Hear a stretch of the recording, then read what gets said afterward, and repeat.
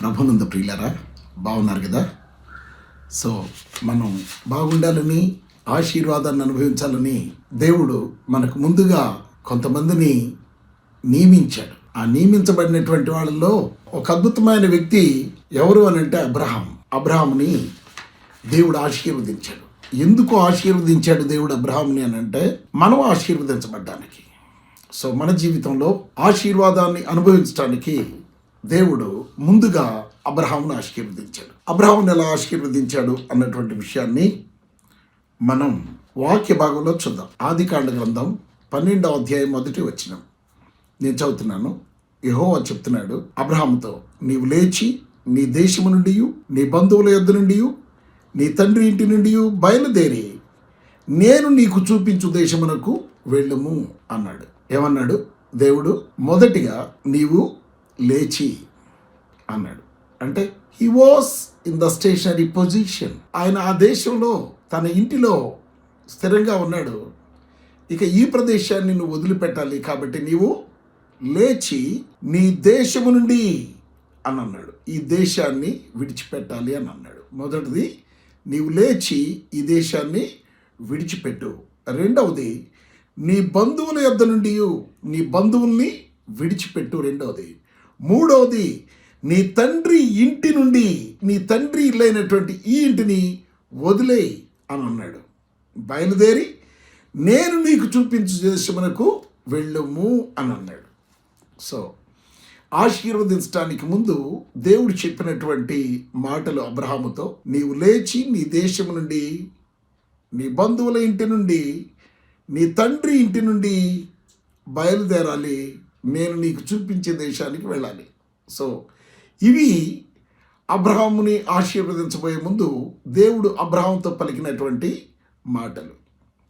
కాబట్టి ప్రియులారు గమనించండి. అయితే అలా నువ్వు ఈ 4 పనులు చేస్తే, నీ దేశాన్ని విడిచిపెడితే, నీ బంధువులను విడిచిపెట్టి, నీ ఇంటిని విడిచిపెట్టి, నేను నీకు చూపించే దేశానికి వెళ్ళడానికి నువ్వు ఇష్టపడి వాటిని చేస్తే, అప్పుడు దేవుడు ఏం చేస్తాడో చెప్తున్నాడు. నిన్ను గొప్ప జనంగా చేస్తాను అని అన్నాడు. సో గొప్ప జనంగా చేయడం అన్నది ఆశీర్వాదం, రైట్. రెండవది నిన్ను ఆశీర్వదిస్తాను అని అన్నాడు. రెండవది ఏంటి? నిన్ను ఆశీర్వదిస్తాను అన్నాడు, రైట్. సో మూడోది ఏం చెప్పాడు? నీ నామాన్ని గొప్ప చేస్తాను అని అన్నాడు. నీ పేరు గొప్ప చేస్తాను అని అన్నాడు. నీ పేరు దేశాల గ్లోబ్ మొత్తం నీ పేరు నేను హెచ్చిస్తాను, ప్రపంచ పటంలో నీ పేరు నిలిచిపోయేటట్లు చేస్తాను అన్నాడు. అవునా? ఏ దేశానికి వెళ్ళినా అక్కడ దేవుని నమ్మిన పిల్లలు కానీ ఉంటే వాళ్ళకి అబ్రహాం తప్పనిసరిగా తెలిసి ఉండాలి. అబ్రహాం తెలియకుండా ఏ ఆశీర్వాదం కూడా ఎవరు అనుభవించలేరు. అది దేవుడు చెప్పినటువంటి మాట. నిన్ను గొప్ప జనముగా చేస్తాను, రెండవది నిన్ను ఆశీర్వదిస్తాను, మూడవది నీ నామాన్ని గొప్ప చేస్తాను అని అన్నాడు. ఇప్పుడు మనం అనుకుంటా ఉన్నాం కదా, కొంతమంది ప్రపంచంలో ఉన్నటువంటి గొప్ప గొప్ప వాళ్ళ గురించి మనం చెప్పుకుంటాం. టాప్ 10 పీపుల్లో మనం కొంతమంది ధనికుల పేర్లు చెప్పుకుంటాం, రైట్. కానీ దేవుడు చెప్తున్నాడు, వాళ్ళందరికంటే అబ్రహాము ధనికుడు అని చెప్తున్నాడు. నీ నామమును గొప్ప చేయుదును. ఇక నువ్వు ఎలా ఉంటావు అని అంటే, నాలుగవది, నీవు ఆశీర్వాదంగా ఉంటావు. You will be the generator of blessings. నీవు ఆశీర్వాదానికి వారసుడిగా, ఆశీర్వాదాన్ని నీ నామంలో నుంచి పొందుకునే విధంగా నువ్వు ఉంటావు. సో ఎవరైనా ఆశీర్వాదం పొందుకోవాలి దేవుని నమ్ముకున్న బిడ్డలు అని అంటే అబ్రహాం తెలిసి ఉండాలి. కాబట్టి ఆ విధంగా దేవుడు అబ్రహాముని ఆశీర్వదిస్తాను అని అన్నాడు. సో జనాలు అనుకుంటూ ఉంటారు, దేవుడు చెప్పాడు ఆశీర్వదిస్తానని. ఆశీర్వాదం ఊరకనే రాదండి. సో ఆశీర్వాదం ప్రభు నమ్ముకొని ఇంట్లో కూర్చుంటే ఊరకనే వచ్చేది ఆశీర్వాదం కాదు. ఆశీర్వాదం ఊరకనే రాదు. ఆశీర్వాదం రావాలంటే దేవుడు చెప్పిన పనులు చేయాలి. ఆశీర్వాదం రావాలంటే దేశాన్ని విడిచిపెట్టాడు, బంధువుల్ని విడిచిపెట్టాడు, తండ్రి ఇంటి నుండి బయలుదేరాడు, దేవుడు చూయించిన దేశానికి వెళ్ళాడు. అప్పుడు దేవుడు ఆయన ఏమన్నాడు తెలుసా? నిన్ను గొప్ప జనంగా చేస్తానన్నాడు. గొప్ప జనంగా చేసి చూయించాడు. ఆ భాగాన్ని మనం ఎక్కడ చూడొచ్చు అని అంటే ఆదికాండం 13వ అధ్యాయం 5 నుండి 7 వచనాలు చదువుకుందాం. అబ్రహాము లోతు కలిసి నివసించుటకు ఆ ప్రదేశము చాలకపోయెను అని అన్నాడు. ఏంటి? అబ్రహాము లోతు కలిసి నివసించటానికి ఆ ప్రదేశము చాలలేదండి. ఆ ప్రదేశం చాలలేదు, చాలకపోయాను. ఏ ప్రదేశం? వాళ్ళు అబ్రహాము లోతు మరి కలిసి ఉన్నటువంటి ప్రదేశం, అవునా, కనాను ప్రదేశం. ఎందుకనగా వారి ఆస్తి వారు కలిసి నివసించలేనంత విస్తారమై ఉండెను. ఆశీర్వదించేసాడు దేవుడు. ఎలా ఆశీర్వదించాడంటే అది మనం ఇక్కడ చదువుకుందాం. జెనసిస్ 13వ అధ్యాయంలో ఆ మాటలు మనం చదువుకుందాం. ఆదికాండ గ్రంథం 13వ అధ్యాయంలో ఆ మాట నేను మీకు చదివి వినిపిస్తాను. 13:2 వచనం చదువుకుందాం. అబ్రహాము 13:2 అబ్రహాము వెండి బంగారము పశువులు కలిగి బహుధనవంతుడై ఉండెను. అబ్రహాంకి ఏముందంట? వెండి బంగారము పశువులు కలిగి బహుధనవంతుడైపోయాడంట. ఎందుకు? తన దేశాన్ని విడిచిపెట్టి వచ్చాడు, తన తండ్రి ఇంటిని విడిచిపెట్టి వచ్చాడు, దేవుడు చెప్పినట్లు చేశాడు కనుక దేవుడు ఈ విధంగా వెండి బంగారము కలిగి బహుధనవంతుడై ఉండెను అని చెప్తున్నాడు. చూసారా? అంత ఈజీనా? ధనవంతులు కావడం అంత ఈజీనా?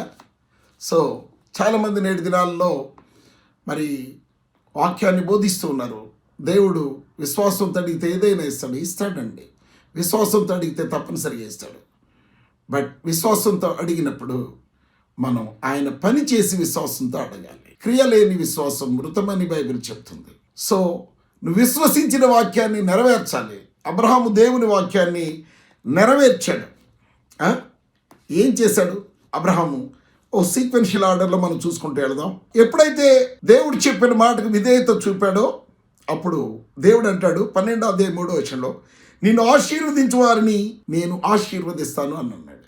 ఎవరైనా ఇప్పుడు ఇశ్రాయేల్ దేశాన్ని ఆశీర్వదించారనుకోండి, వాళ్ళు ఆశీర్వదించబడతారు. అందుకని ఇశ్రాయేల్ దేశం కొరకు ప్రార్థన చేయమని అంటాడు. ఇశ్రాయేల్ దేశం కనాను దేశం, దేవుడు అబ్రహాముకి ఇచ్చిన దేశం, అతని సంతానం అయినటువంటి ఇశ్రాయేలుకి ఇచ్చిన దేశం.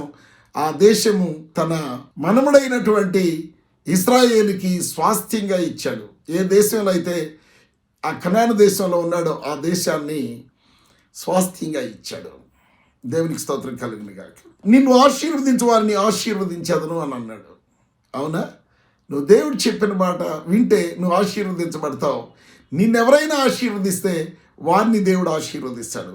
నిన్ను దూషించు వారిని శపిస్తాను అని అన్నాడు. నిన్నెవరైనా దూషిస్తే వాళ్ళు శాపమే అనుభవిస్తారు. జస్ట్ నిన్ను దూషిస్తే, నిన్ను తక్కువగా మాట్లాడితే వాళ్ళు శాపాన్ని అనుభవిస్తారని బైబిల్ చెప్తుంది. 3వ వచనం, భూమి యొక్క సమస్త వంశములు నీ వలన ఆశీర్వదించబడును. భూమి యొక్క సమస్త వంశాలు, భూమి గ్లోబ్లో ఉన్నటువంటి ఈ భూగోళంలో ఉన్నటువంటి ప్రతి మనిషి ఎవరి ద్వారా ఆశీర్వదించబడాలంట? అబ్రహాము ద్వారా ఆశీర్వదించాలి. భూమి యొక్క సమస్త వంశములు నీ వల్ల ఆశీర్వదించబడును అని అబ్రహాముతో చెప్పాడు. అవునా? రైట్. సో తర్వాత 4వ వచనం చదువుకుందాం. సో ఇప్పుడు బ్లెస్సింగ్స్ స్టార్ట్ అవుతాయి. ఎలా స్టార్ట్ అవుతాయి? తన దేశాన్ని విడిచిపెట్టి అబ్రహాము వెళ్ళిపోయాడు అన్నమాట. ఎక్కడికి వెళ్ళాడు? 4వ వచనంలో, యెహోవా అతనితో చెప్పిన ప్రకారం అబ్రహాము వెళ్ళెను. ఫినిష్ అయిపోయిందా? దేవుడు చెప్పింది చెప్పినట్లుగా అబ్రహాము చేయడం జరిగింది. యెహోవా అతనితో చెప్పిన ప్రకారము అబ్రహాము వెళ్ళెను. 5వ వచనం చదువుకుందాం. అక్కడే జెనసిస్ 12:5, హారాను నుండి బయలుదేరి తన సొంత ఊరైనటువంటి హారాను నుండి బయలుదేరి కనాను దేశమునకు వచ్చిరి అని అంటే ఇక్కడ ఉన్నారు అబ్రహాము తమ్ముడైన లోతు. అవునా? ఇంకా అబ్రహాము తండ్రి కూడా వీళ్ళతో ఉన్నాడు. సో అబ్రహాము తండ్రి చనిపోయాడు. తర్వాత లోతు అబ్రహాము ఇద్దరు ఉన్నారన్నమాట. రైట్. సో హారాను నుండి బయలుదేరి కనాను దేశానికి వచ్చారంట అబ్రహాము లోతు కలిసి. అప్పుడు కనానుకు వెళ్ళిన తర్వాత 7వ వచనంలో అంటాడు, యెహోవా అబ్రహామునకు ప్రత్యక్షమయ్యాడు. ఎప్పుడు? దేవుడు చెప్పినట్లు తన దేశాన్ని, తన ఇంటిని, తన బంధువుల్ని అన్నిటినీ విడిచిపెట్టి తను వెళ్ళమున్న దేశానికి వెళ్ళాడు. కనుక కనానుకు వెళ్ళిన తర్వాత అక్కడ ఏమయ్యాడంట? యెహోవా అబ్రాహామునకు ప్రత్యక్షమయ్యాడంట. అయి మళ్ళీ ఆశీర్వాదాన్ని గుర్తు చేస్తూ ఉన్నాడు.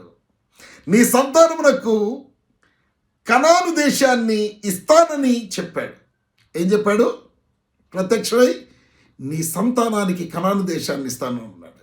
ఇప్పుడు ఇశ్రాయేలీలు నివసిస్తున్నటువంటి, అవునా, యాకోబు సంతానమైనటువంటి వాళ్ళు, యాకోబుకి దేవుడు ఆశీర్వదించిన తర్వాత యాకోబుని నీ పేరు ఇశ్రాయేలు అని అన్నాడు. అక్కడి నుంచి ఆ పేరు మార్చిన తర్వాత తన జీవితం మారిపోయింది. తన బానిసత్వం నుంచి విడుదల పొందాడు. తన మరణం కొట్టివేయబడింది. అవునా? సో తన ఆశీర్వాదంగా మారిపోయాడు. తండ్రికి ఇచ్చిన ఆశీర్వాదం తన మనముడైనటువంటి యాకోబు మీదకి కూడా వచ్చేసింది, అంటే ఇశ్రాయేలు మీదకి వచ్చింది. ఇప్పుడు ఆ కనాను దేశాన్ని మనం ఇశ్రాయేలు దేశంగా పిలుచుకుంటూ ఉన్నాం. ఇంకా ఏమన్నాడు తెలుసా? ఇదిగో నీ కుమారులు, నీ సంతానము ఆ కనాను సరిహద్దుల్ని స్వాధీనం చేసుకుంటారు అని అన్నాడు. అదే రీసెంట్లీ మనం చూస్తూ ఉన్నాం. మొన్న యుద్ధం జరిగినప్పుడు ఫిలిస్తీన్లు నివసించేటువంటి ఆ ప్రదేశం ఉంది కదా, గాజా, ఇదంతా కూడా సో ఇజ్రాయెల్ కంట్రోల్లోకి తీసుకున్నారు. సో దేవుడు చెప్పింది చెప్పినట్లుగా చేసే దేవుడు. కాబట్టి దేవుడు చెప్పినట్లు మనం చేస్తే ఆయన చెప్పినట్లు మనల్ని ఆశీర్వదిస్తాడు కదా. అప్పుడేం జరిగింది? కనాను దేశాన్ని ఇస్తానని చెప్పాడు. అప్పుడు తనకు ప్రత్యక్షమైన యెహోవాకు ఒక బలిపీఠాన్ని కట్టాడు. ఒక బలిపీఠాన్ని కట్టాడన్నమాట. దేవునికి స్తోత్రం కలుగునుగాక. 8వ వచనం చూద్దాం. అంటే ఆరాధించడానికి తన మనస్సు సిద్ధపడిపోయింది. అబ్రాహాము మనస్సు సిద్ధపడిపోయింది. 8వ వచనం చదువుకుందాం. ఇక అక్కడి నుంచి కొంచెం ముందుకెళ్ళి బేతేలు దగ్గరికి వెళ్ళాడు. బేతేలు అనే ప్లేస్కి, హాయికి మధ్యలో ఒక గుడారం వేసి అక్కడ యెహోవాకు బలిపీఠము కట్టి యెహోవా నామమున ప్రార్థన చేశాను. తన జీవితంలో ఆశీర్వదించబడిన వ్యక్తుల జీవితాల్లో ప్రార్థన ఉండాలి. సో అబ్రహాము జీవితంలో ప్రార్థన చేస్తూ ఉన్నాడు. ఎందుకు చేస్తూ ఉన్నాడంటే బికాజ్ ఆఫ్ బ్లెస్సింగ్స్. తాను పిలిచినటువంటి దేవుని నమ్మి తన దేశాన్ని, తన ఇంటి వారిని విడిచిపెట్టి మరి ఆయన రావడం జరిగింది, కనాన్ రావడం జరిగింది.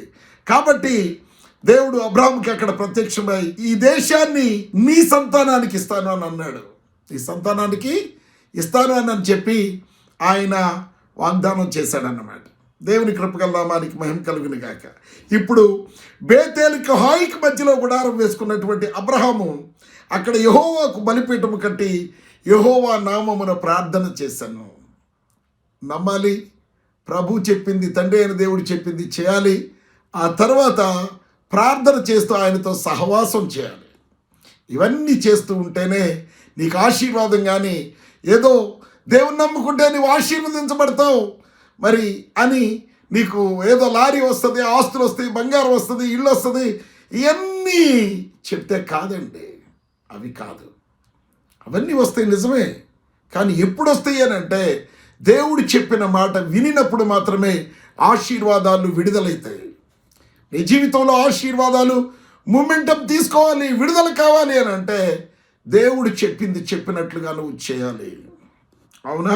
ప్రార్థన చేశాను. అక్కడి నుంచి ఏం జరిగింది? అక్కడి నుండి అబ్రహాము ప్రయాణం చేస్తూ దక్షిణ దిక్కుకు వెళ్ళాడు. అప్పుడు ఆ దేశంలో గొప్ప కరువు వచ్చింది. ఆ కరువు వచ్చిన తర్వాత అక్కడి నుంచి ఏం చేశాడట? ఐగుప్తు దేశానికి వెళ్ళాడు. అక్కడి నుంచి తిరిగి మళ్ళీ బేతేలుకు, హాయికి మధ్యలో మళ్ళీ తిరిగి తాను రెండోసారి బలిపీఠాన్ని కట్టినటువంటి ప్రదేశమైనటువంటి బేతేలు, హాయికి మధ్యలోకి అక్కడికి చేరుకున్నాడు. ఆ ప్రదేశానికి 13:4 చదువుకుందాం. తాను మొదట బలిపీఠం కట్టిన చోట చేరెను. అక్కడ అబ్రహాము యెహోవా నామమున మరలా ప్రార్థన చేశాను అని అన్నాడు. సో దేవునితో తన జీవితాన్ని ఆయన గడుపుతూ పోతూ ఉన్నాడు అన్నమాట. రైట్? తర్వాత జరిగింది ఏంటి అని అంటే, యాక్చువల్గా దేవుడు రమ్మంది అబ్రహాముని మాత్రమే రమ్మన్నాడు. కానీ అబ్రహాంతో పాటు ఎవరు వచ్చారు? లోతు కూడా వచ్చాడు. తన తమ్ముడైనటువంటి లోతు కూడా వచ్చాడు. అవునా? లోతు వచ్చాడు. అప్పుడు ఇందాక మనం చదువుకున్నాం కదా, 13వ అధ్యాయం 5-7 వచనాలు. అబ్రహాము లోతు కలిసి నివసించుటకు ఆ ప్రదేశము చాలకపోయాను అని అన్నాడు. రైట్? అబ్రహాముని దీవిస్తూ వచ్చాడు దేవుడు. అవునా? ఎందుకనగా వారి ఆస్తి వారు కలిసి నివసించలేనంత విస్తారమై ఉండెను. విస్తారమైన ఆస్తితో మరి ఆ దేశాన్ని వాళ్ళు విడిచిపెట్టి రాలేదు. ఎలా వచ్చారు వాళ్ళు? వాళ్ళకప్పుడు కలిగినటువంటి అన్నీ కూడా తీసుకొని వచ్చారు, కానీ అది విస్తారమైన ఆస్తి కాదు. వాళ్ళు బయలుదేరి దేవుడు చెప్పిన మాట ప్రకారం చేశారు కనుక విస్తారమైన ఆస్తి కలిమి వారికి కలిగింది. వెండి బంగారములు కలిగి బహు గొప్ప ధనవంతుడు అయిపోయాడు అనమాట. వారి పశువుల కాపర్లకి గొడవలు పడే స్థితికి వెళ్ళిపోయారు అన్నమాట. దేవునికి స్తోత్రం కలుగును గాక. పశువుల కాపర్లకి గొడవలు వస్తున్నాయి. విస్తారమైనటువంటి సంపద దేవుడు వారికి ఇచ్చేశాడు, ఆశీర్వదించాడు. అవునా? కాబట్టి జెనసిస్ 13:14 చూద్దాం. లోతు అబ్రహామును విడిచిపోయిన తరువాత అని అంటాడు. లోతు అబ్రహామును విడిచిపోయిన తరువాత ఏం జరిగింది? లోతు అబ్రహామును విడిచిపోయిన తర్వాత యెహోవా మాట్లాడుతున్నాడు, ఇదిగో నీ కన్నులెత్తి నీ ఉన్న చోటు నుండి ఉత్తర తట్టు, దక్షిణపు తట్టు, తూర్పు తట్టు, పడమర తట్టు చూడుము. ఎందుకనగా నీవు చూచుతున్న ఈ దేశమంతటిని నీకును నీ సంతానమునకును ఇచ్చెదను అని అన్నాడు.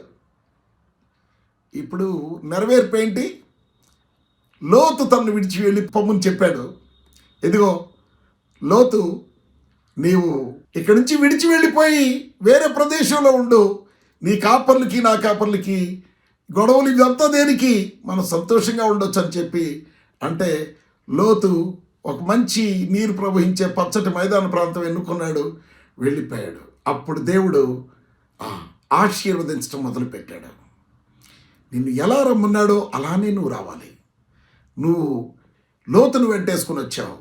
లోతును వెంటేసుకొని రమ్మని దేవుడు చెప్పలేదు. తన తండ్రిని తీసుకొని రమ్మని దేవుడు చెప్పలేదు. వాళ్ళిద్దరూ ఆయన్ని వదిలిన తర్వాత ఇప్పుడు దేవుడు ఏం చేస్తున్నాడు? దేశాన్ని తనకు అప్పచెప్పబోతూ ఉన్నాడు. కనాను దేశాన్ని లేక ఇశ్రాయేలు దేశాన్ని దేవుడు అబ్రహాముకి ప్రామిస్ చేస్తున్నాడు. ఈ దేశాన్ని నీకు ఇస్తాను అని అన్నాడు. మరియు ఎందుకనగా నీవు చూస్తున్న ఈ దేశమంతటిని నీకును నీ సంతానమునకును సదాకాలం ఇస్తాను. That will be the nation. ఇప్పుడు ఇశ్రాయేల్ దేశం అన్బీటబుల్ కంట్రీ. ఆ దేశాన్ని ఎవరు జయించలేనటువంటి ప్రొటెక్షన్తో దేవుడు దాన్ని కాస్తూ ఉన్నాడు ఇప్పుడు. అవునా? దేవునికి స్తోత్రం కలుగును గాక. 16వ వచనం, మరియు నీ సంతానమును భూమి మీద నుండి రేణువుల కంటే విస్తరింప చేసేదరు అని అన్నాడు. ఏం చేస్తాడంటే, మరి దేశాన్ని ఇచ్చినప్పుడు సంతానాన్ని ఇవ్వాలి కదా. దేశంలో ఒక్కడుండి ఏం చేస్తాడు? కాబట్టి దేవుడు ప్రామిస్ చేస్తున్నాడు, నీకు సంతానాన్ని ఇస్తాను. అది ఎలా ఉంటుంది అని అంటే, ఇసుక రేణువుల వలె, ఆకాశ నక్షత్రాల వలె ఆ సంతానాన్ని విస్తరింప చేస్తానన్నాడు. 18వ వచనం చదువుకుందాం. జెనసిస్ 13:18.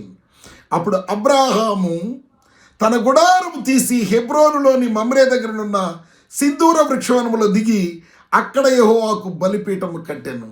వెళ్ళిన ప్రతి ప్రదేశంలో దేవుణ్ణి జ్ఞాపకం చేసుకొని ఉన్నాడు. దేవుణ్ణి ఆరాధిస్తూ ఉన్నాడు. దేవుణ్ణి విడిచిపెట్టకుండా ఫాలో అవుతూ ఉన్నాడు. అందువలన అబ్రహాము ఆశీర్వాదాన్ని అనుభవిస్తూ ఉన్నాడు.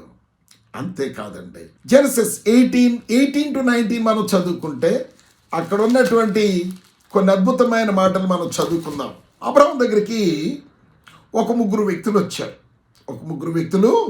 వచ్చారన్నమాట. అవునా? ఆ భాగాన్ని మనం ఇక్కడ చదువుకుందాం. 18వ అధ్యాయం 1వ వచనం. మరియు మమ్రే దగ్గర ఉన్న సింధూర వనములో అబ్రహాము ఎండవేళ గుడారపు ద్వారముందు కూర్చొని ఉన్నప్పుడు యెహోవా అతనికి కనబడెను. యెహోవా కనబడ్డాడంట. ఎవరికి? అబ్రహాము కనబడ్డాడు. ఏం చేశాడు? కనబడెను. అతడు కన్నులెత్తి చూసినప్పుడు ముగ్గురు మనుషులు అతని ఎదుట నిలవబడి ఉండిరి. అతడు వారిని చూచి గుడారపు వాకిట నుండి వారిని ఎదుర్కొనుటకు పరిగెత్తి నేల మట్టు పొంగి, ప్రభువా నీ కటాక్షం నా మీద నున్న ఎడల ఇప్పుడు నీ దాసుని దాటిపోవద్దు అని ఆతిథ్యం ఇచ్చాడు. దేవునికి ఆతిథ్యం ఇచ్చాడు. ఆ తర్వాత వాళ్ళు చెప్పారు, ప్రామిస్ చేశాడు కదా, ఆకాశ నక్షత్రాల వలె నీ సంతానాన్ని విస్తరింప చేస్తాను, ఇసుక రేణువుల వలె విస్తరింప చేస్తాను అని. అందుకని దేవుడు తిరిగి ఆయన దగ్గరికి వచ్చి ఆ ప్రామిస్ నెరవేర్చడానికి ఆయన ఏం చేశాడు తెలుసా? 18వ అధ్యాయం 9వ వచనం. వారు అతన్ని చూచి, నీ భార్య అయిన శారా ఎక్కడున్నదని అడుగ్గా అతడు, అదిగో గుడారంలో ఉన్నదని చెప్పాను. అందుకు ఆయన, మీదిటికి ఈ కాలమున నీ యొద్దకు నిశ్చయముగా మరలా వచ్చేదను, అప్పుడు నీ భార్య అయిన శారాకు ఒక కుమారుడు కలుగునని చెప్పాను. శారాకు అబ్రాహాముకి కుమారుడు కలుగుతాడు అని చెప్పాడు. అవునా? ఆ రీతిగా కుమారుడు పుట్టాడు. రైట్? అప్పుడు ఆ మాట అన్న తర్వాత 16వ వచనం నుండి, అప్పుడు ఆ మనుషులు అక్కడి నుంచి లేచి సొదొమ తట్టు చూచిరి. అబ్రాహాము వారిని సాగినప్పటికి వారితో కూడా వెళ్ళాను. అప్పుడు యెహోవా, నేను చేయబో కార్యము అబ్రాహామునకు దాచెదనా? అబ్రహాము నిశ్చయముగా బలము గల గొప్ప జనమగును. మళ్ళీ డిక్లేర్ చేస్తున్నారు. బలం గల గొప్ప జనమగును, అతని మూలముగా భూమిలోని సమస్త జనములు ఆశీర్వదించబడును. మరలా చెప్తున్నాడు, సమస్త జనులు ఆశీర్వదించబడతారని. ఎందుకు ఆశీర్వదించబడతారు తెలుసా? ఎట్లనగా యెహోవా అబ్రాహామును గురించి చెప్పినది అతనికి కలుగజేయనట్లు. అబ్రాహాంకి ఏం చెప్పాడు? భూలోకములోని సమస్త జనములను ఆశీర్వాదింపబడతారు అని చెప్పాడు కదా. అతని మూలముగా, అబ్రహాం మూలముగా భూలోకంలోని సమస్త జనాలు ఆశీర్వదించబడతారు అని చెప్పాడు కదా. అది నెరవేరడానికి అతనికి కలుగు చేయనట్లు తన తరువాత తన పిల్లలు, వాళ్ళు పుడతారు కదా, జనరేషన్స్, ఇస్సాకు, యాకోబు, వీళ్ళంతా పుడతారు కదా. పుట్టిన తర్వాత ఆ పిల్లలు తన పిల్లలను, తన ఇంటి వారును నీతి న్యాయమును జరిగించు యెహోవా మార్గమును గైకొనుటకు అతడు వారికి ఆజ్ఞాపించునని నేను ఎరిగి ఉన్నానని దేవుడు టెస్టిఫై చేస్తూ ఉన్నాడు. దేవుడు చెప్తూ ఉన్నాడు. దేవునికి స్తోత్రం కలుగును గాక. ఏం చెప్తున్నాడు? అబ్రహాం ఎలా జీవించాడు? తన ఇంటి వారు, తన పిల్లలు నీతి న్యాయములు కలిగి యెహోవా మార్గములో ఆయన చెప్పిన ఆజ్ఞలు గైకొంటూ జీవిస్తారు. కాబట్టి ఆ ఆశీర్వాదాన్ని నేను కొనసాగిస్తాను అని చెప్తూ ఉన్నాడు. రైట్? ఆశీర్వాదం వరకు రాదండి. దేవుడు చెప్పినట్టు చేయాలి. చేసినప్పుడు మాత్రమే ఆశీర్వాదాన్ని కొనసాగిస్తాడు. నీ వరకు వచ్చింది ఆశీర్వాదం, నీ పిల్లలకి వాళ్ళ తరాలకు రావాలంటే వారికి దేవుని ఆజ్ఞలు పాటించమని చెప్పండి, పరిశుద్ధులుగా ఉండమని చెప్పండి, నీతిగా ఉండమని చెప్పండి, దేవునితో స్నేహం చేయమని చెప్పండి. అప్పుడు మాత్రమే ఆశీర్వాదాలు వాళ్ళ సొంతమవుతాయి. ఆ తర్వాత ఇంకా ఏం చేస్తారో తెలుసా? ఇంకొక చిన్న టెస్ట్ ఉంది. సో అబ్రాహాంకి కుమారుని ఇచ్చాడు, ఇస్సాక్ అనే కుమారుని. ఆ కుమారుడు పెద్దవాడు అవుతూ ఉన్నాడు. At the age of 19 years or more than 18 years జరిగింది ఏంటి అని అంటే, అబ్రాహాంతో ఒకరోజు వచ్చి, నీవు ప్రేమించుతున్న నీ ఒక్కడైన నీ కుమారుని నాకు దహన బలిగా అర్పించు అని అన్నాడు. అబ్బా! సో ఇది చాలా భయంకరమైనటువంటి దేవుని కోరిక. ఎంతగా ప్రేమించావు, నీ కుమారుని ఎంతగా ప్రేమించావో ఆ కుమారుని నాకు బలిగా ఇవ్వనంటే అక్కడేం చూస్తున్నాడు తెలుసా? నీ కుమారుని ఎంతగా ప్రేమించావు, నన్ను ఎంతగా ప్రేమించావు, నువ్వు దేనికి లోబడతావు అన్నటువంటి విషయాన్ని తెలుసుకోవడానికి దేవుడు అన్నప్పుడు అక్కడేం జరిగిందో తెలుసా? నీకొక్కడైన నీ కుమారుని వెంటనే అబ్రహాము తన భార్యకి కూడా తెలియపరచకుండా ఆ కుమారుని తీసుకొని, పనివాళ్ళని తీసుకొని మోరియా దేశపు కొండ మీదకు వెళ్ళి ఆ కుమారుని కాళ్ళు చేతులు కట్టి తన్ని బలి ఇవ్వడానికి సిద్ధపడినప్పుడు దేవుడు అతన్ని యాక్సెప్ట్ చేశాడు. తన ఆశీర్వాదాన్ని స్థిరపరిచాడు అన్నమాట. సో నీ ఆశీర్వాదం స్థిరపరచబడాలి అని అంటే నువ్వు ఏం చేయాలి? దేవుడు పెట్టే పరీక్షలో నువ్వు నెగ్గాలి. నీకు భూమి మీద దేని మీద ప్రేమ ఉందో అది దేవునికి ఇచ్చే మనస్సు. భూమి మీద నువ్వు ప్రేమించేదానికంటే దేవుణ్ణి ఎక్కువగా ప్రేమిస్తున్నట్టు నువ్వు చూడాలి. You have to love God than anything in your life. నీ జీవితంలో దేన్నైనా అత్యధికంగా ప్రేమిస్తే దానికంటే అధికంగా దేవుని నువ్వు ప్రేమించాలి. అది అబ్రహాం దగ్గర తెలుసుకొని ఆ కుమారుని ఇచ్చాడు కదా. అదే కుమారునికి ఆకాశ నక్షత్రాలంతా జనాల్ని సంతానంగా ఇచ్చాడు. అవునా? సో ఆ కుమారునికి యాకోబు సంతానం ఈరోజు ఇశ్రాయేలు దేశం. సో దేవుడు ఏదైనా చెప్తే దాన్ని చేయడానికి సిద్ధంగా ఉన్నాడు. నీకొక్కడైన కుమారుని నీవు వెనుతీయక నాకు ఇవ్వడానికి కార్యం చేసినందున నేను నిన్ను ఆశీర్వదించి ఆకాశమందు నక్షత్రముల వలె, సముద్రమందు ఇసుక రేణువుల వలె నేను ఆశీర్వదిస్తాను అని అన్నాడు. ఎప్పుడు దేవుడు అడిగింది ఇస్తాను అని చెప్పి ఇచ్చాడు కనుక ఏమన్నాడు, ఆ కార్యం చేశాడు కనుక ఆశీర్వాదాన్ని ప్రమోట్ చేస్తున్నాడు. అంత ఈజీ కాదండి ఆశీర్వాదం పొందుకోవడం. ఆశీర్వాదం ప్రమోట్ అవ్వడానికి ఇచ్చిన కుమారుని తిరిగి నాకు బలిగా ఇచ్చేసే దేవుడు కోరుతూ ఉన్నాడు. దానికి కూడా అబ్రాహాము ఒప్పుకొని దేవునికి బలిగా ఇవ్వడానికి అబ్రాహాం ఏమనుకున్నాడు తెలుసా, నాకు 99 సంవత్సరంలో కుమారుని ఇచ్చిన దేవుడు తిరిగి నేను ఆయన్ని బలిగా ఇస్తే దేవుడు నాకు ఆ బూడిదలో నుంచి అయినా సరే నా కుమారుని నాకు తిరిగి ఇవ్వగలడు అనేటువంటి విశ్వాసంతో ఆ కుమారుని బలి ఇవ్వడానికి తీసుకెళ్ళిపోయి బలి ఇస్తూ ఉన్న సమయంలో దేవుడు తన హృదయాన్ని చూశాడు. సో ఈరోజు నేను ఆశీర్వదించడానికి దేవుడు నీ హృదయాన్ని చూస్తూ ఉన్నాడు. ఏమీ లేకుండా, మరి దేవుడు చెప్పింది ఏది వినకుండా, ఏ టెస్ట్లో పాస్ కాకుండా ఊరికనే ఆశీర్వాదం పొందుకోవడం అనేది దట్ ఈస్ ఇంపాసిబుల్. ఇంకా చెప్తే 24వ అధ్యాయం జెనసిస్ 63వ వచనంలో ఏమంటాడో తెలుసా, సాయంకాలమున ఇస్సాకు పొలములో ధ్యానింప వెళ్ళాను. ఇస్సాకుని ఎలా పెంచాడు తెలుసా, దేవునికి లోబడే వ్యక్తిగా పెంచాడు. ఆయన దేవుని ధ్యానిస్తూ ఉంటాడు. అబ్రహాం ఏ రీతిగా దేవునితో సహవాసం చేస్తున్నాడు, అలాగే తన కుమారుడు కూడా సాయంకాలమున పొలంలో ధ్యానిస్తూ ఆయన సన్నిధిలో ఉండడానికి వెళ్ళాడు.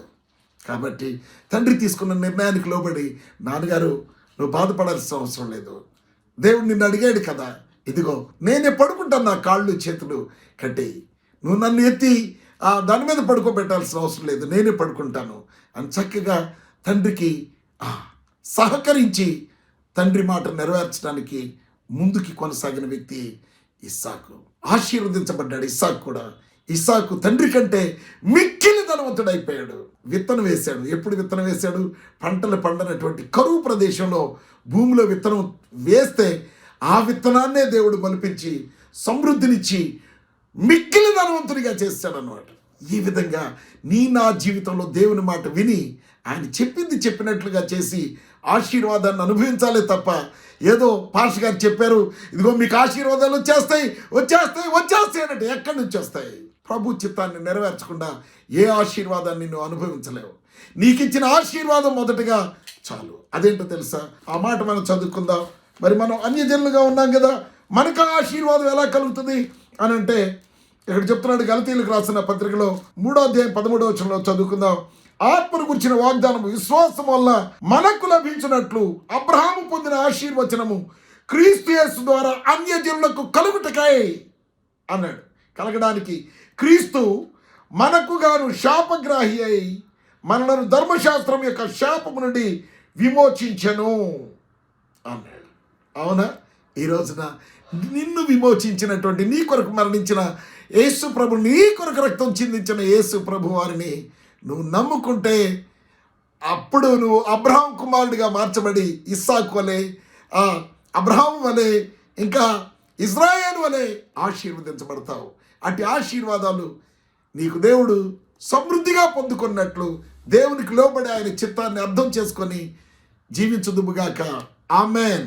God bless you.